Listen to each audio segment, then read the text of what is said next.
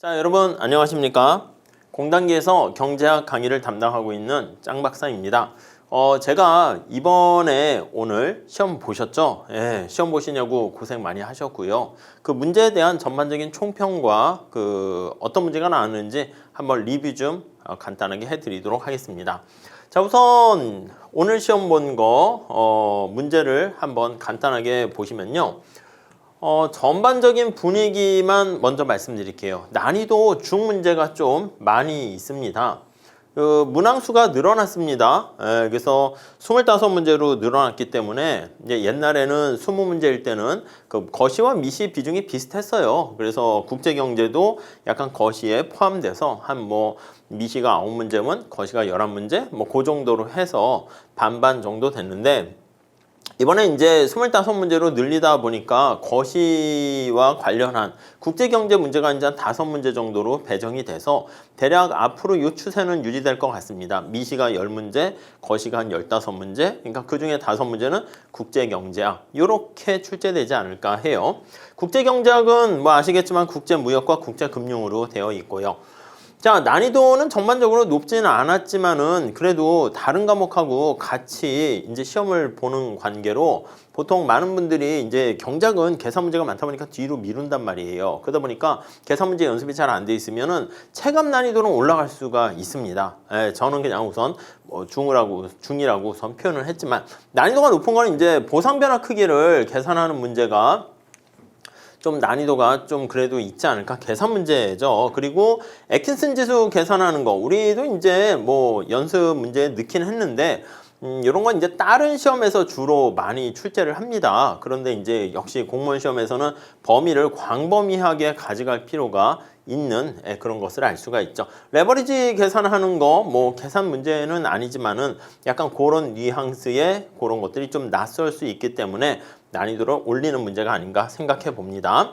자, 계산 문제 비중이 여전히 많기 때문에 우리는 역시 계산 문제에 좀 이렇게 신경을 많이 써야 될 것 같습니다. 계산 문제랑 그래프를 좀 신경 쓰셔야 되고, 여기 보시면 미시가 대략 9개 문제에서 6개니까 미시는 여전히 대부분이 그냥 계산 문제다라고 보시면 돼요.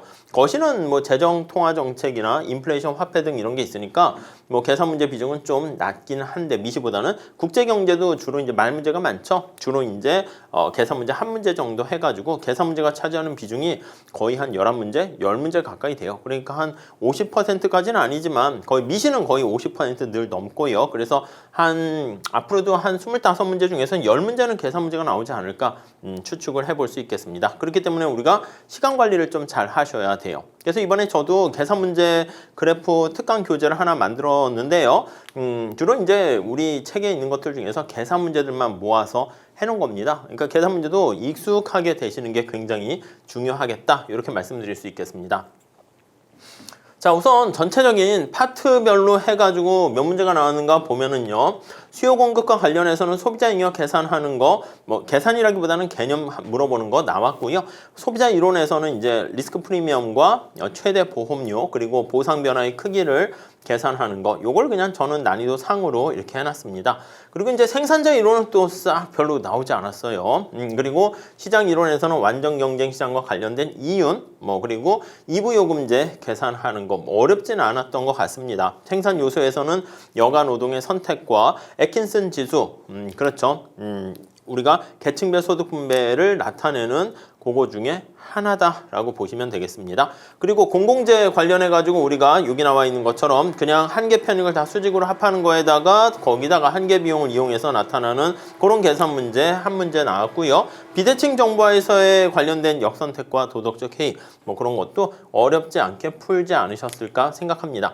거시가 좀 문제 비중이 좀 많이 있었습니다. 그래서 거시는 이렇게 다양한 측면에서 나오는데, 역시 국민소득 계산하거나 아니면 약간 ISLM, 그리고 실업률, 고용률 계산하고, 이제 이것도 수요 공급 관련된 거죠. 소비자 잉여, 생산자 잉여 계산하는 문제가 되겠습니다. 그래서 이 정도 해가지고 전체적으로 분포를 이루고 있어요. 거시를 보면은 어디 하나 빠진 거는 없고요. 역시 무슨 고전학파, 케인즈 학파 그 학파 얘기보다는 약간 ISLM 아니면 ADAS 곡선을 이용한 정부의 정책에 초점을 맞춰서 보시면 될 것 같습니다. 그리고 이제 국제무역과 국제금융론으로 이렇게 파트가 나눠지는데 이 파트 내용과 관련해 가지고 한 5문제 해서 앞으로도 그렇게 나오지 않을까 생각해 봅니다. 자, 자세한 그러한 내용과 관련된 풀이는요. 라이브 특강이라는 걸 통해 가지고 제가 살짝 말씀드리고요. 시간이 그것도 되게 짧게 돼 있어요. 그래서 어쩔 수 없이 거기서 몇 가지 맛보기만 좀 말씀드릴 수 있을 것 같고, 따로 제가 자세한 해설과 뭐 이렇게 내용은 다시 촬영해서 여러분께 제공을 해 드리도록 하겠습니다. 우선 오늘 시험을 보신 분들은 좀 푹 쉬시고요. 그리고 이제 다음에 시험 보실 분들은 이제 금방 이제 또 다시 시험을 봐야 된다라는 그런 긴장감을 가지고 준비를 한번 튼튼하게 해주시면 좋을 것 같습니다. 자, 이렇게 간단하게 총평을 마무리 짓도록 하겠습니다. 감사합니다.